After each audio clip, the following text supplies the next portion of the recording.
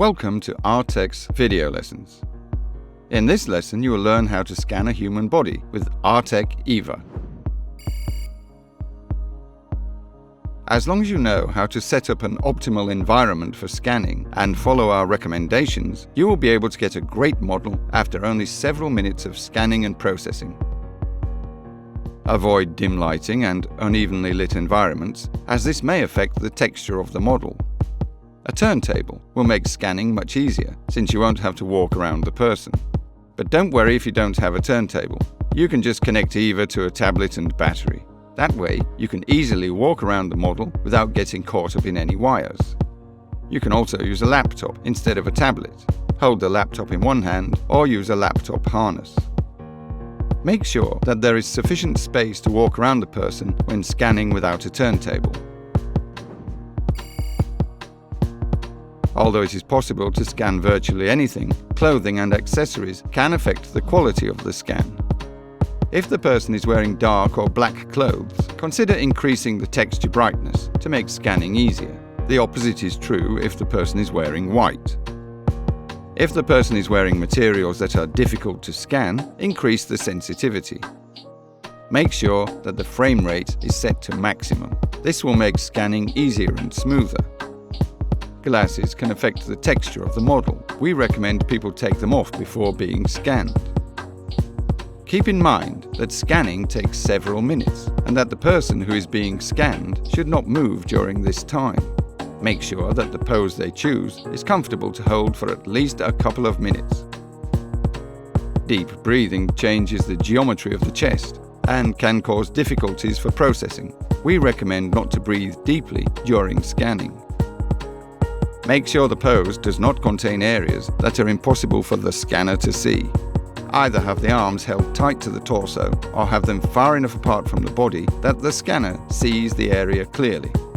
It is better to keep fingers together because keeping them motionless while spread apart is very hard, and movement may affect the results. We recommend to always start scanning from the head. In many cases, the head can even be scanned separately from the body. Keeping facial muscles motionless for a long time is very difficult, so we recommend scanning the face with one swift motion. The optimal trajectory for scanning the face quickly and effectively is as follows. Start scanning from the ear to the nose. Lower the scanner to capture the chin from below. Then raise it to scan the area above the forehead. Return the scanner to the nose level and finish scanning the face by moving it over to the second ear. Then you can scan the hair.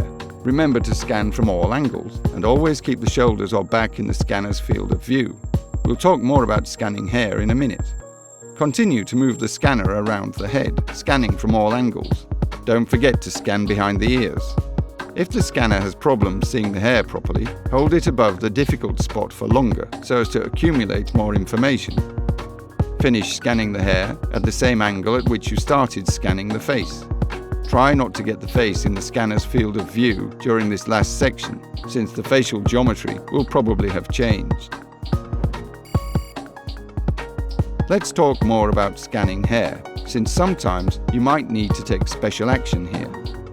Artec is proud that its scanners are able to recreate most hairstyles, while most scanners can't. Nevertheless, some hair types are more difficult to scan, such as curly or fluffy hair. To make it easier to scan this kind of hair, try smoothing it down a little or dampening it. Since individual hairs are so fine, the scanner does not see them when set on normal mode. Increasing the sensitivity in the scanning settings will help scanner to see the shape of the hair and recreate the missing bits. It's essential to remember that to avoid losing registration during hair scanning, you should always keep an object that is easy for the scanner to see in its field of view, such as a shoulder or the person's back.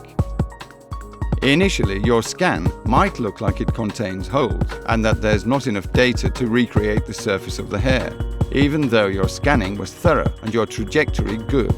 In most cases, everything is fine and you will have collected enough data. The final scan will always look much better than the raw data. Scanning the body is easy, as long as you meet a few simple conditions.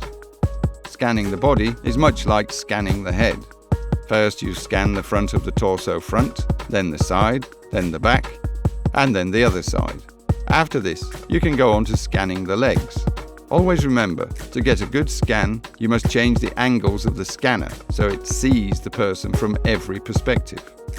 Legs are generally the most still part of the body, so you can scan them separately.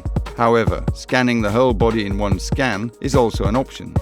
Don't forget to scan the inner side of each leg. When scanning the feet, remember that if the floor contains rich texture, you can use it to restore registration should you lose it. So be sure to scan the floor around the feet. Remember that the feet should also be scanned from all angles. After you finish scanning, ask the person you scanned to hold his or her pose for a minute more in case you missed an area during scanning. Open the scan you made and ensure that it does not have any holes. If there are any holes, rescan the area in question.